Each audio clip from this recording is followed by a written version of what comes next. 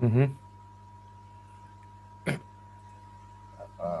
Başladı Sapar ağa. Başlalı. Edibi illeşler selamun aleyküm. Kemine salam. Bununla kemine bilen sizin karşınıza çıktık. Kemine bana asistentlik edecek, kömek verecek. O soruları okuyacak. Sorularına olsa yazın. İsterseniz telefonum edip bor. O kemine telefon numaram.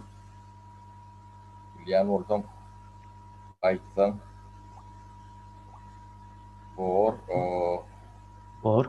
Yani mağarada gurrun edel kemine sen tema adını Ağa men bir ildeşlerimiz dinleyicilere ile aytılır. salamlaşayın Sapar ağa. Bolya. Esselamu aleyküm aziz ildeşler. Diyeceğiniz ya da akşamınız, käbir yerlerde erteriniz hayırlı olsun.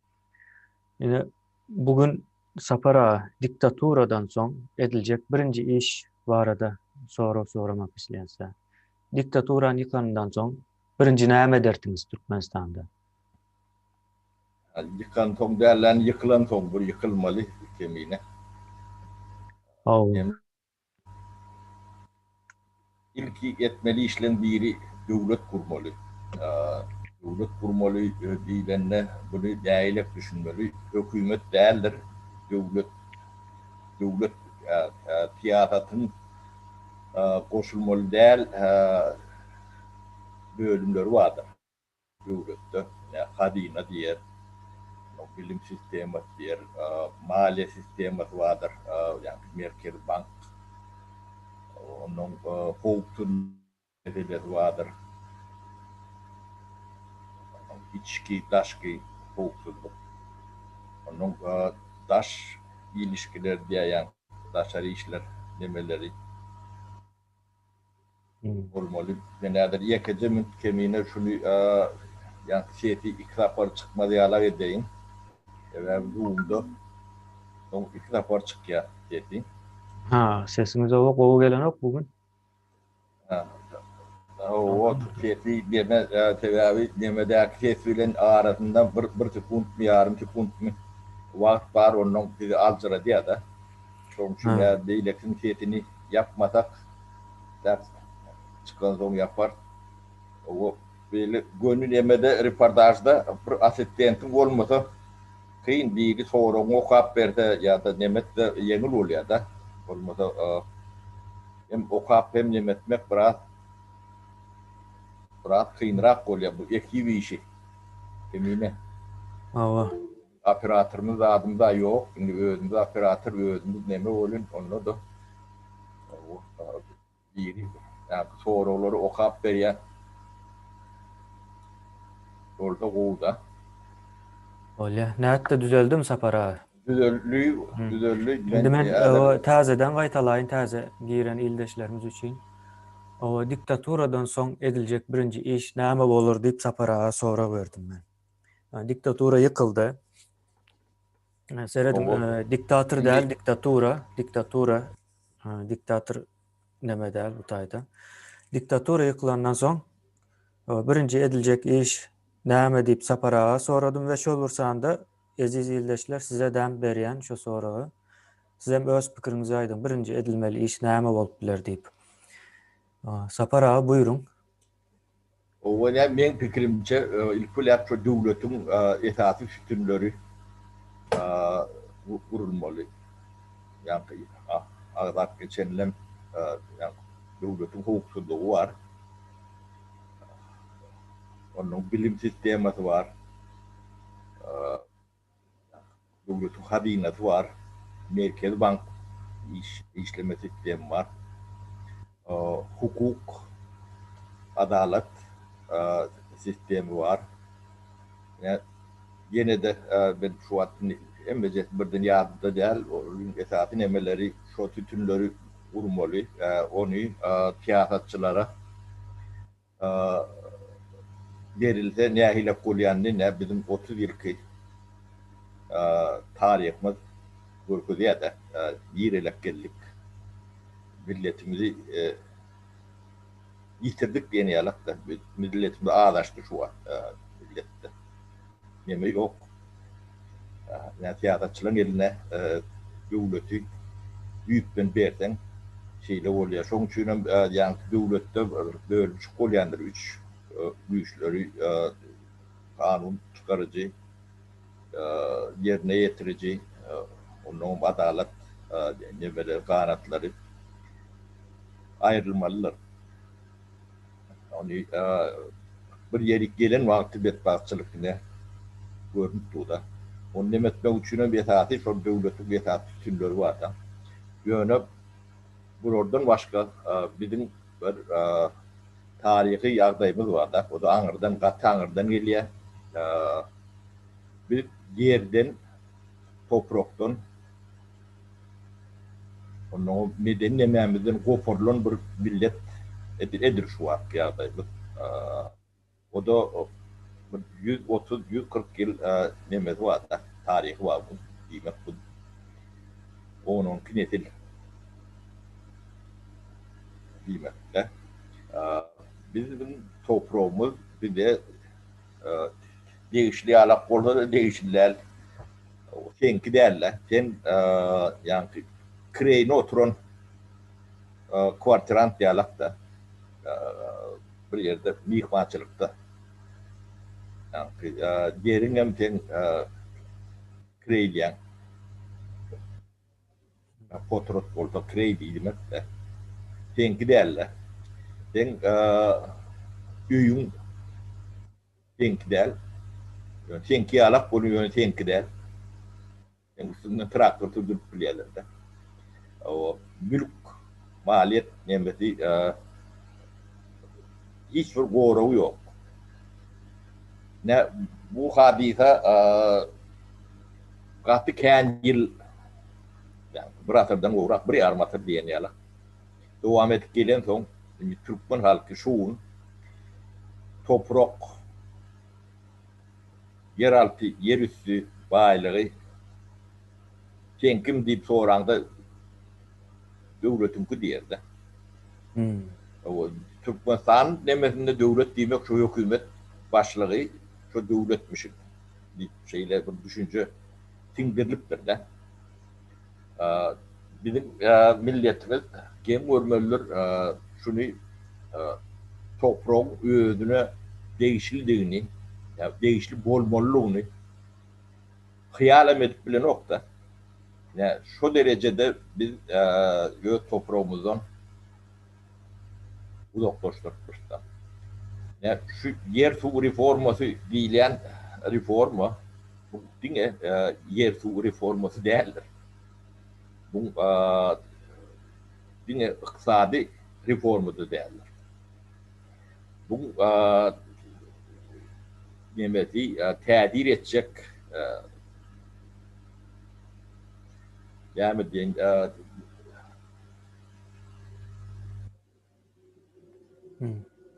töwereği gaty uludur. Sen milli duýguýuňdan öz güweniňe çenli, bir şahsiýetiň dikelmegine çenli, diňe ýa-ni geçimiň däl, ýa-ni ýaşaýyş şertlerini iqtisady nemetinde. Sen ähli ýa-ni kendinden öňjek nesillere çenli, ýa-ni toprağyň eýesi bir eýeçilik nemetini oýurýar da. Buňa başga da bir topar nemeler vardır, bunu tanap toňuny çykarýarlak däldir. Bunu ilm öwrenip şuňa çenli nemetmedi, bir de görkezmedi ýöne bizim halkymız ne görüp gör bir türlü zombiýalakdyr. Toprağı şoň nemetine watan däller, toprağı şoň watan däl. Watan ýalak bolyn ýöne çyndan watan däller. Şoň arkaýyn toprağyndan gopup gidip bilýändir. Gitdigiçe de şahatdyr. Hökümet şu nemede daşary çıkarmajak bolup 30 ýylyň dowamyna giden çäre örendi. O halkyny daşary çıkarmajak bolup. Halk açık nemen terge daşlar için boşaltacak da. Ava. Şu at Evet. yine de şu yolların açılma var arada gururun gidiyor da. Eğer diye yollar açılsa diye içindekiler köp çıkar mı ya da daşındakiler içine köp girer mi diye niyalak sonra var da. Men pikirimçe içindekiler daşına kän çıkar. O içindekiler o yollar açılsa çıkacak diye yani aziz yerleşler içeriden gelen haberlere göre 1,5 yıl, 2 yıl diye niyalak bir möhlet veriyorlar yolların açılması var arada. O bilmedim. Siz nahil haberler aldınız? Bari olsa komentaryalarda paylaşın. Ya Sapara şu tayda kıskaça kan neme olmadan ildeşlerimizin fikirlerini okuyun şöyle 2-3 tanesini. Aycihan Bulut yazıyor. İlk bilen halkın içinde saylov geçirip parlamenter devlet bolmağını kazanmalı diye.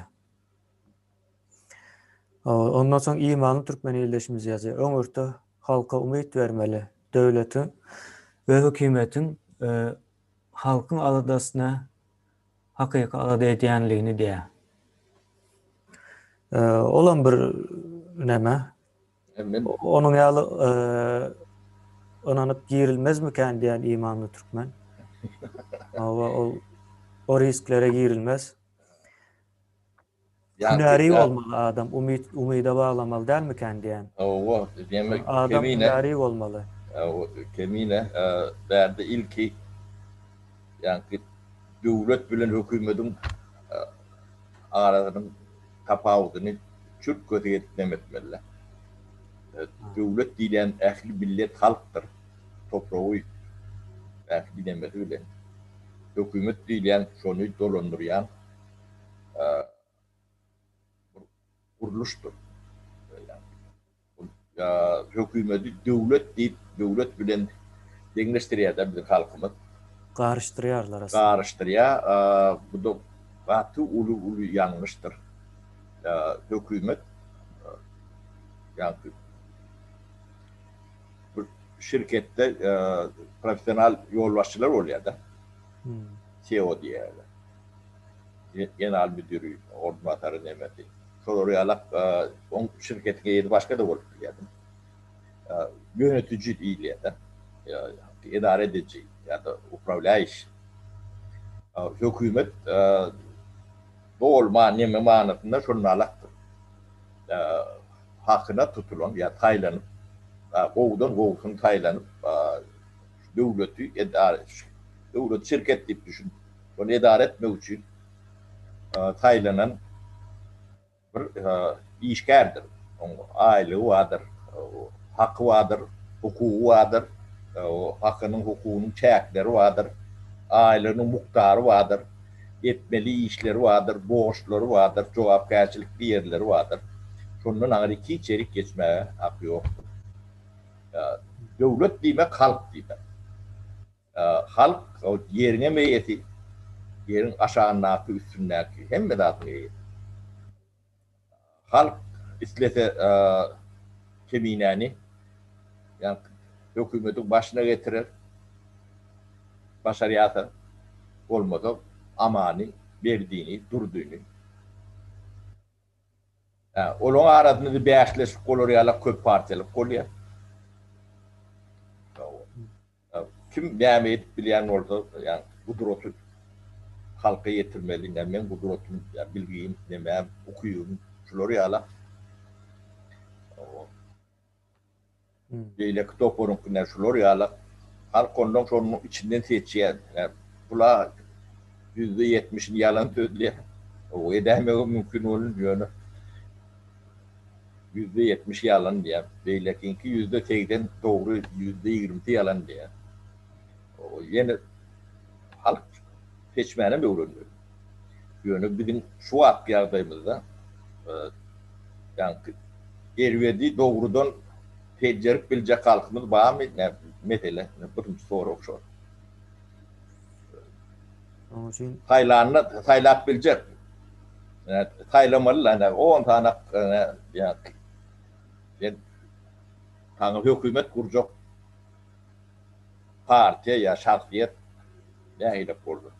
Mesela bunu da koydular şunu. Şunun hayatının doğurduğunu ölçerip bilecek mi? Doğru karar verip bileceğine dua edecek adam var mı? Yani Türkmenistan'ın halkının yeten derecesine, şu ülke yeten derecesine Mehmet Talgılar var yanında. Elbette yok. O kim 2 kilo un köpürek verecek diye de o diğer ya gölölde verecek diye de o geçti ya yani. O kağıdı bu verecek diye de ne şu tarafı yani onun hem mecetin yanlışlarından hiç kim haberi yok.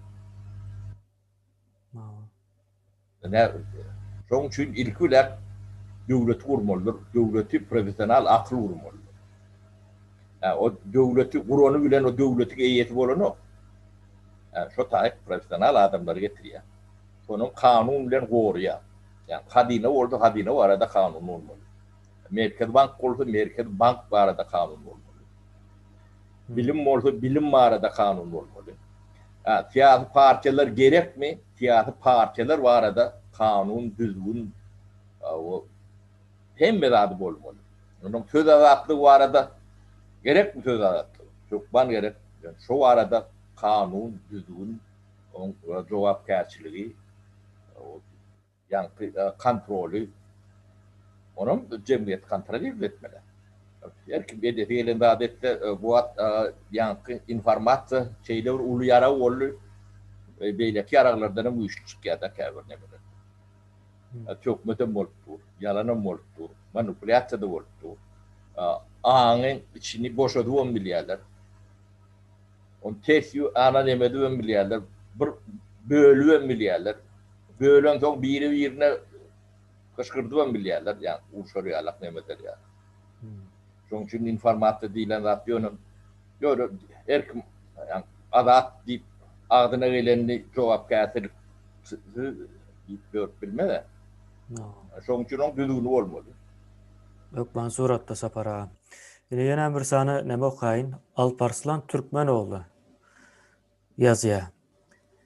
Bilimi düzeltmesek hiç zat düzelmez. Näme etmeli? Bilim sistemimiz düýbünden çüýredi. Türkmenistan'ın ulum bilim sistemasını nädip düzeltmeli diye sapara. Doğru.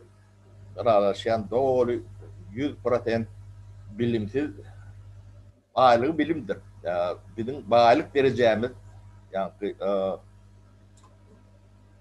yaşayış derecemiz hem de bizim yani bilim derecemiz bilen profesyonel şoňulen ölçülendir.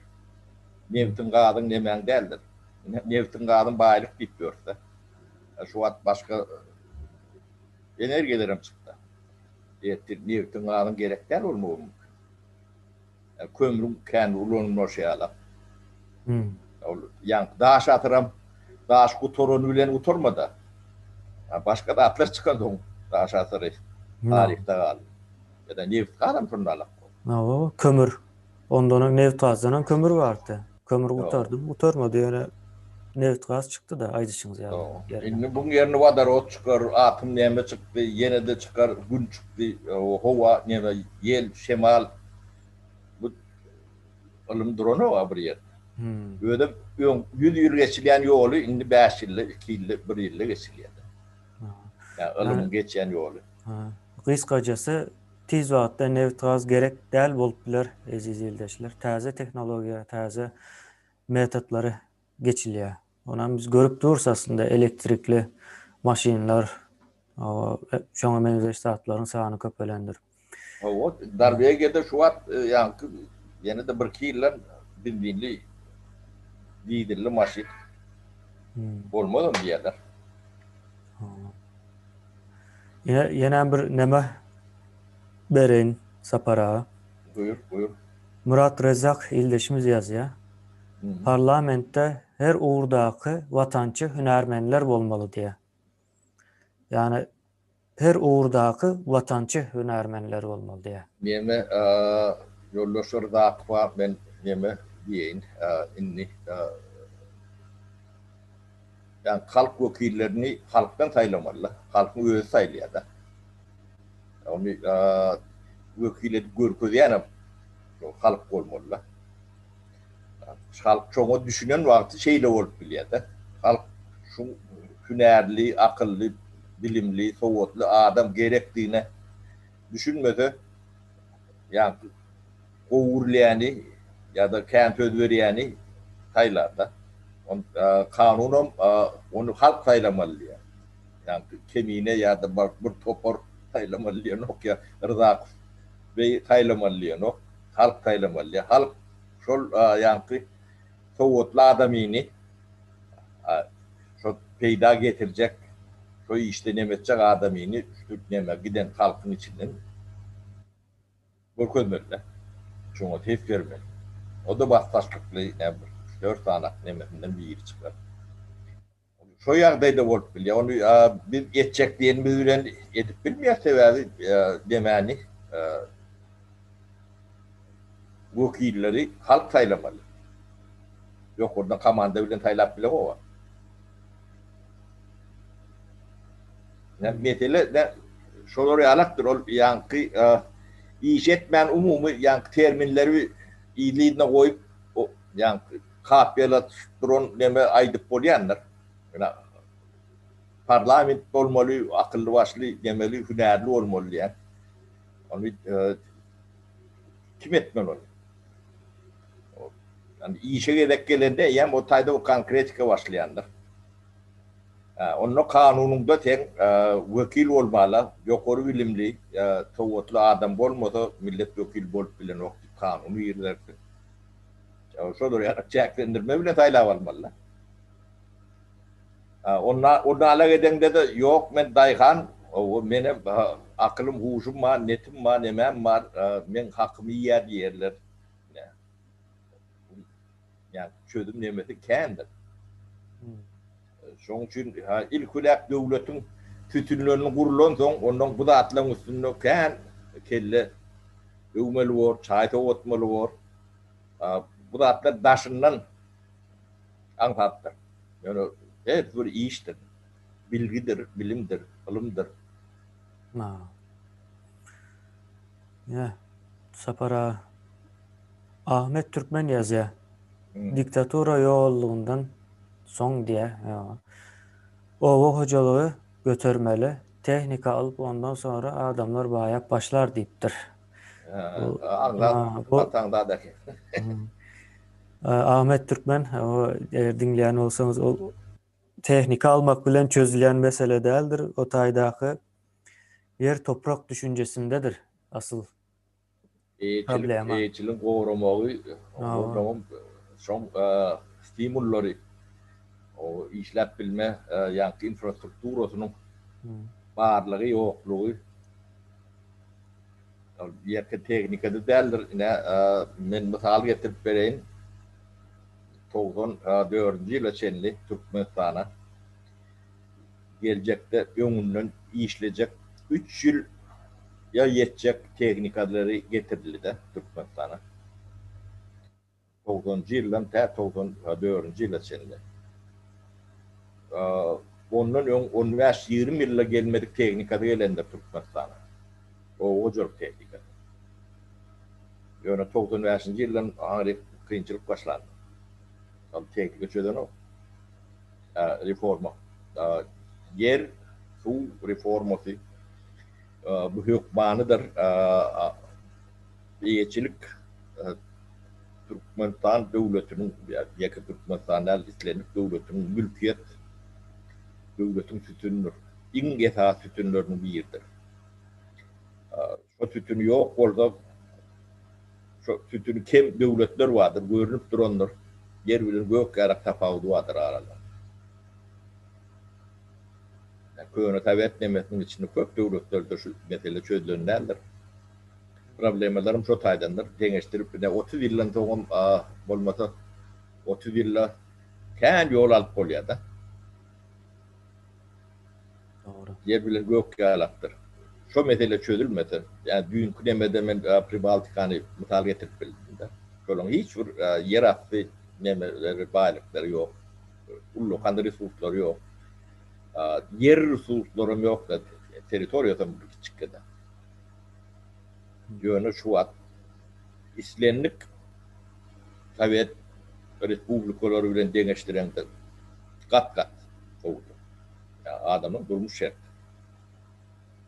Belki ben şu tayk göç yaşap bildi 50 diyen. Şonun üstüne maksat deneyilleşimiz yazıyor. Bilim bizim baylığımızdır diye. Baylığımızdan bizim geleceğimizdir, neslimizdir diye olan. Ama diye olun bu diyemesi Türkmen'in birleşelliği diyilen nemesi oluyor da. Katı menzeş oluyor diye. O katı mendeş birleşelliği o 250 yıl gayırıp görünür Türkmen yani. Birleşenine de katı elbet olayan yağdaylarım olayan o kim bilen birleşmeliğini bilmeliler. Bilim sistemati en önemlidir. Bunu katı düyüplü ilmi nemede yani dünya tecrübesi katı üyüşönlük kendi şu var. Şurada uğurlarda yaşatıyor da.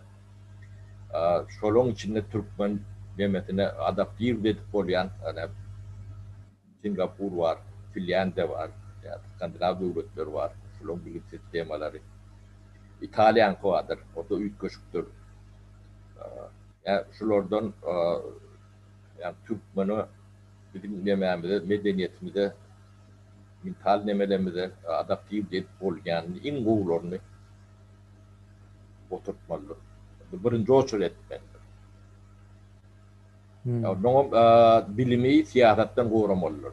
Siyasetçilerden korunmalıdır. Siyaset bilime karışma hakkı yoktur. Şunun için siyasetçiler hükümet kurur. Yani bilim sistemini devletin bir nimettir. En ulu tütünlerdir. Yani mülk, bilim etaat tütünlerdir. Buna da yer gelen siyasi neme tehir etkileri yala etmelilerdir. Yani o tarafını edipler olmuyor. Buna darba urur yalak neme. Onun eline versen ne bolondadı görüp dursa bizim durmuştu gördük da bunu. Kayıtılap demedi oturmalı. Ya. Yine o sonra Murat Rezzak o ildeşimiz kim bolsa da katı o krediyen olmalı. Sapar ağa diye Türkmenistan esasına evet gaz pakta yatan diye.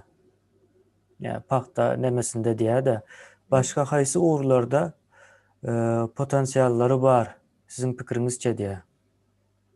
Türkmenistan'ın işlenip nemede potansiyel vardır. Yani gün misal için. Başka hiç kimde yok gün vardır. Şu eğer potansiyeldir. Anlatına verdiğine nemede realak verirler. Gün diyen de gün enerjisi diyeniz değil mi? Gün enerjisi. O yaka gün enerji derler. Yani gün aşağında hem biraz bitiyendir.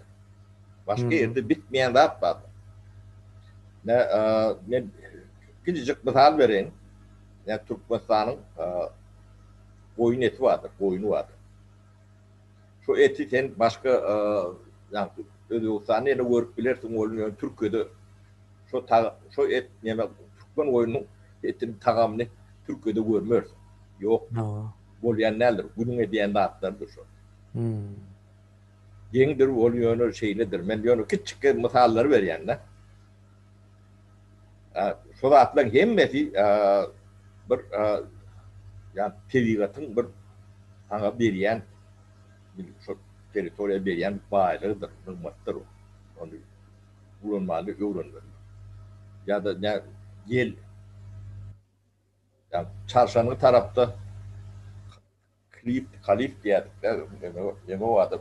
Yani o Afganistan ile Türkmenistan'ın arasında bir dereye alak yeme vardır. Afgan kadip şemar geliyordur. İyi, tamam mı? Diyordum. Kat tervet geliyordur. Yani şu tayda ne şey diyecek enerjal polyandır. Yani Türkmen odaktır bir iş yok. Parkta Türkmenistan'ın hiç baylığı değerler, bedbahtçılığıdır. Çoğu düşünmelidir. O gaz nevtem hiç rahattır. Beyindir, akıldır. Şu devirde hem medat yani IT teknolojiye yaptı da. Yani programı yazmak için bu teritoriyan o tayda bu tayda olması gerek gelir. Onu bilim gerek. Çok aşağının fundamenti gerek, infrastrukturu gerek. Drone yasa, uçan samolot yasa, alım, hem de alım ediyor. Yine bir soru Kayın Ahaloğlu'ndan geldi. Bize layıkrak akıllı devlet sisteması haysi yurtta bar diye. Yani şu sistemanı Türkmenistan'a doğrudan yerleştirmek manasında soran olup bilir benim fikrimce.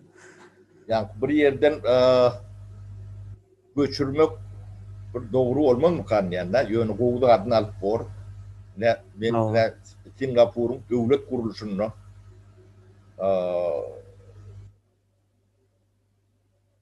biz için rasyonel adın kendini görüyenler. Onun kabul edilen bilir bizim yani medeni kodlamız yerleşip bilir.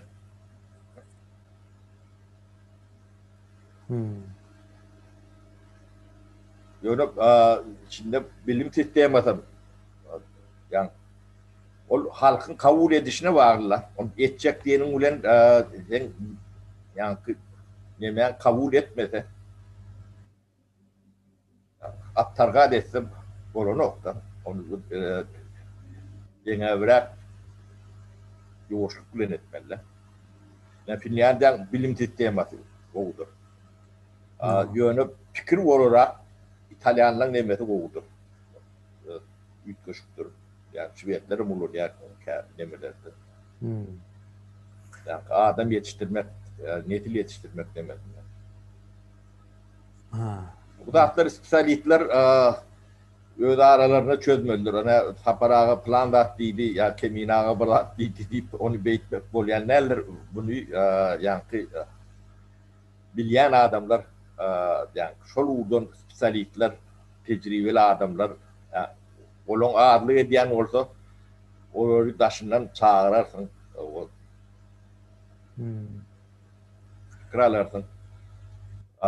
Türkmenistan düzeltmek için ne kadr yok değil ya da hakikaten yok. Köp yerlerde yetmez.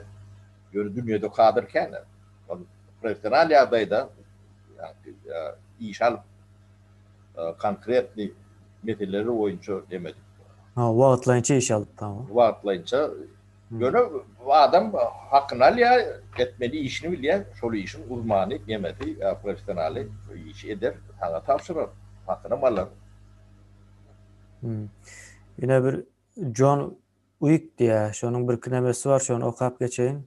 O yerlerinde de münglap tonlu demirler çüyrap yatır diye. Ya da plastikler, kağız, şoları da tazeden işlemek için bir zavod fabrik kurmalı deyip aydıptır.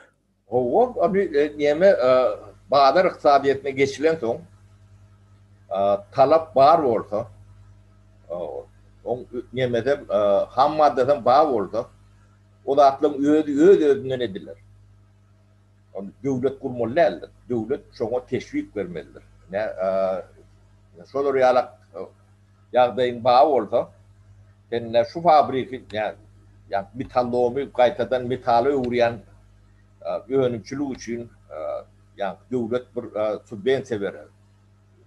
Yani fabrikanın %30'unu mu, %40'ını mı, %50'ini mi haracatının nemetini yani başlarına devlet veriyor ya karşılıyor ya kredit veriyor. Şöyle stimullar dörödürleyendir. Onu devlet kurmalı değilen nemeden bir daşlaşmalıdır. Devlet yani hükümet ile de onu hususi sektör de işe uğra adamlar etmelidir.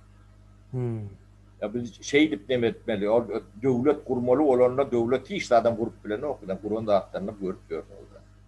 Yani 200 milyardan uğrak investit ettiler. Onun gönü sizden işsiz taşında getiriyor. Devlet kuruluna şunun alak kuruyor.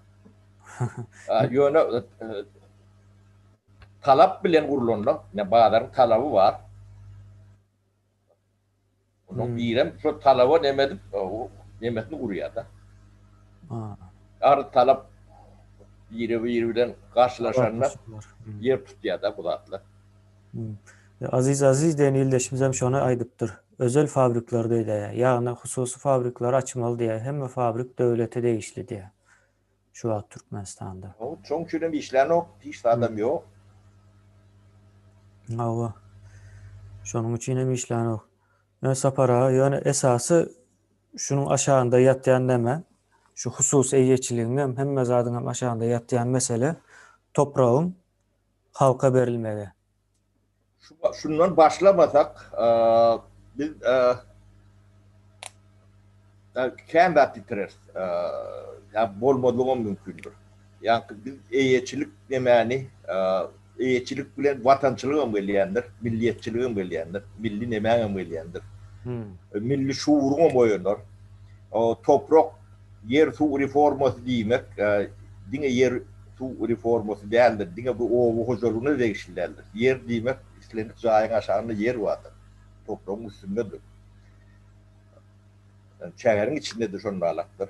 Taşında da şunun alaktır.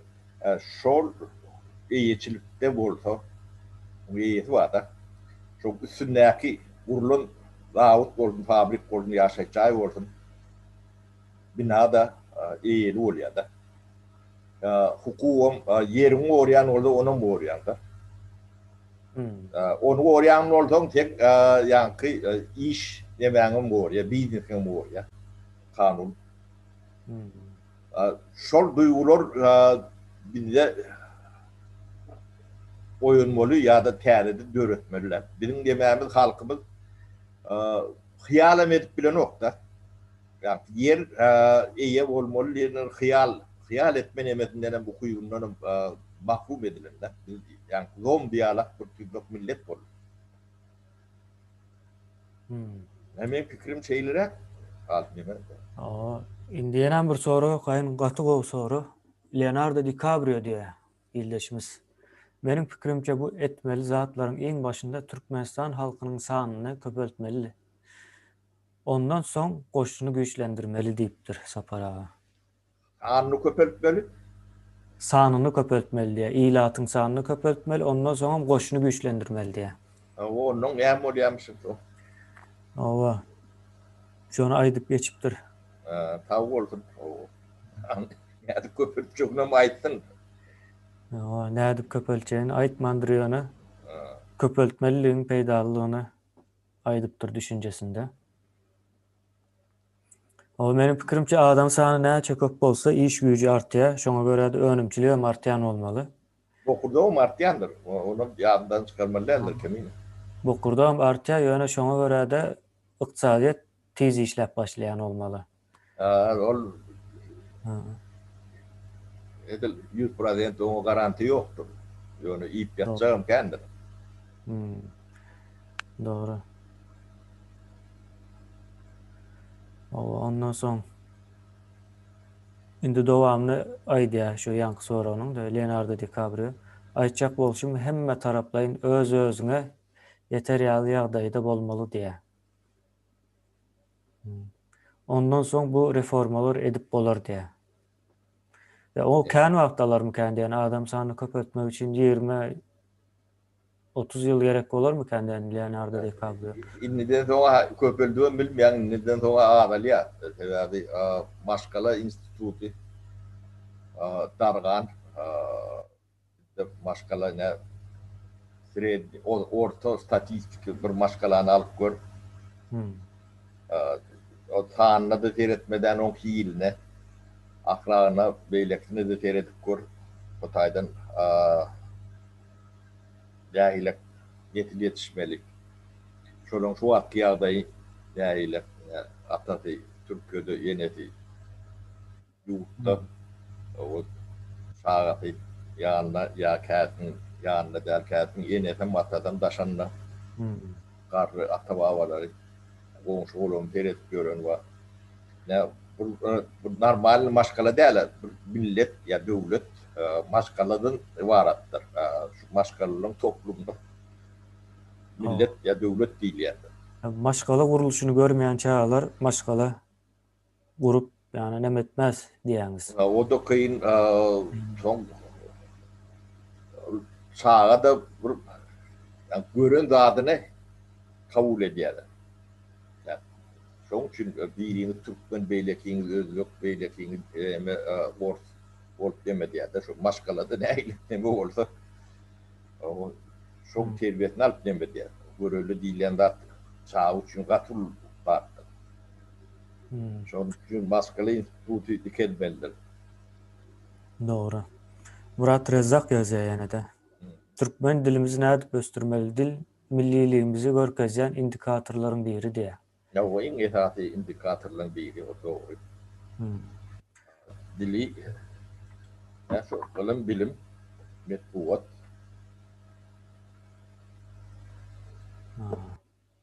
başka da kendi demesi ol men dilçi değil yani dil hökman ösmelidir bizim ulanyan yemeğimiz sözlük neme dafatımız lavar dafatımız söz dafatımız kat çekildir yani gudroş gördü de bu lokat dilvaylımız bilen yoğun bilerim neler kağıdayımız yok yani özünde boynumuz alıyor. Yani 30 yıllar Türkmençe bir eter okudum diyen yalancı normal Türkmence'nin gurluşan yerimden kelçen dil niyeten öttü.